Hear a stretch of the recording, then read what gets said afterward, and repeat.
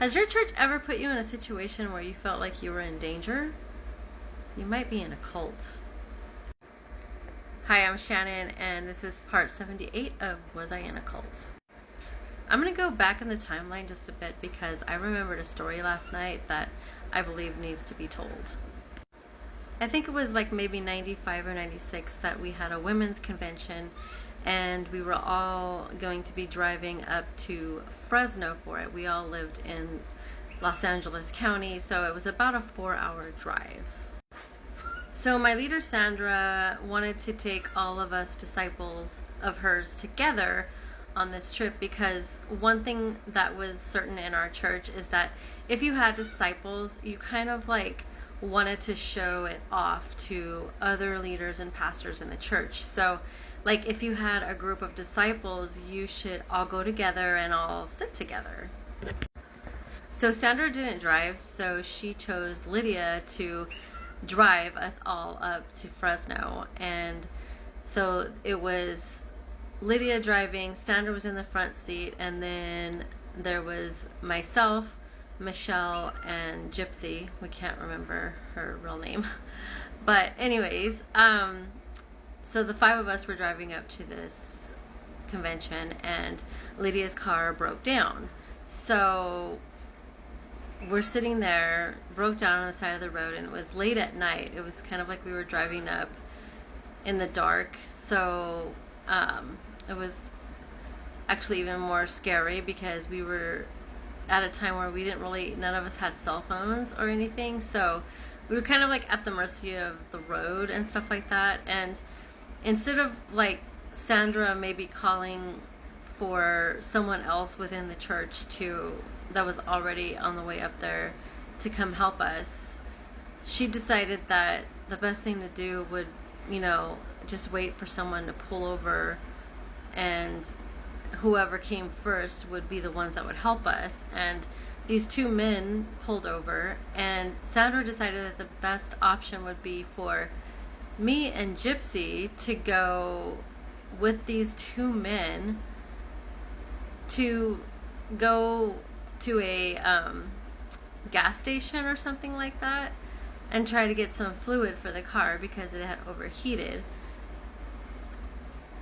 Why did we need to go with them in the first place? That, first of all, doesn't make any sense. Like, if these guys really wanted to help us, then why didn't they just say that they would go get us some fluid and then come back? Like, why did 2 of us need to get in their car and go with them? That doesn't make any sense. Maybe it was because we didn't have cash on us and they only had cards and they couldn't just turn their card over to them. I don't know what the situation was, but regardless, I don't think it was the best choice for Sandra to make.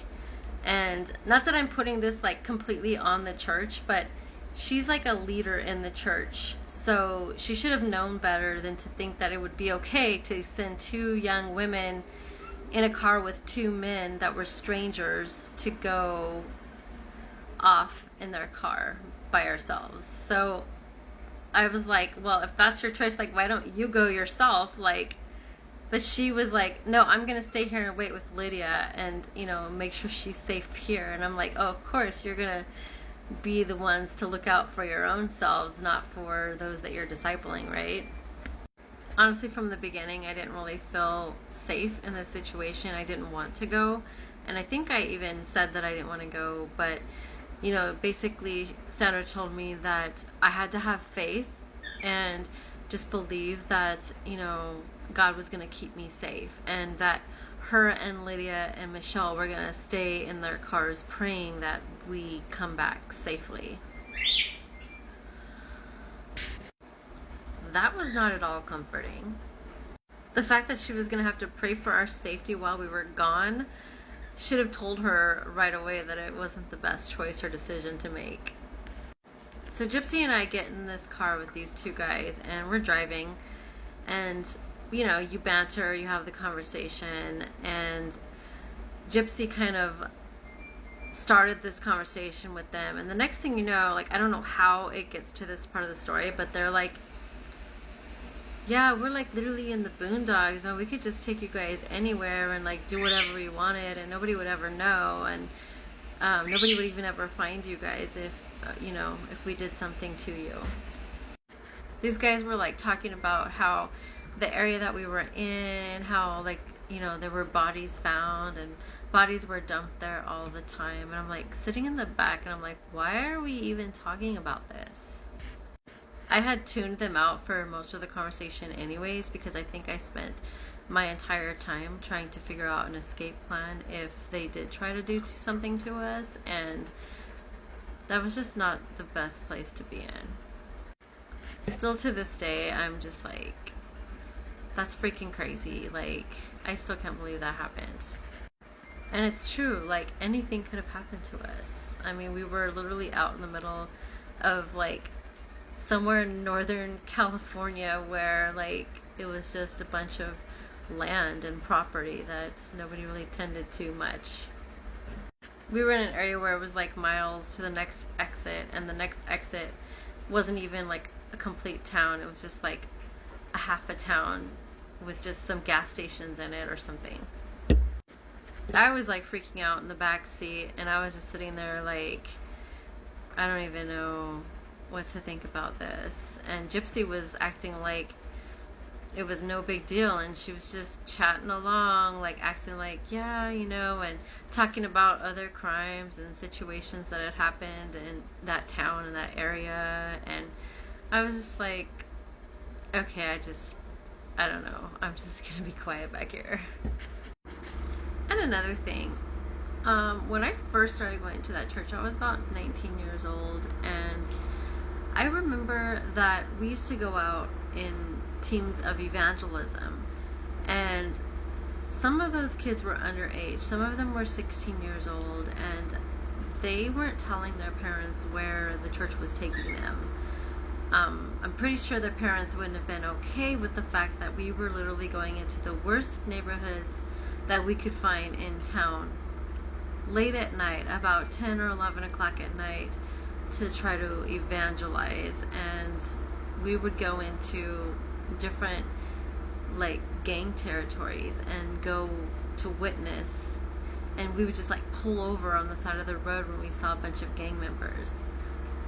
I don't think that was something safe that the church should have been doing, especially with minors whose parents didn't even give them a permission slip saying that they could go.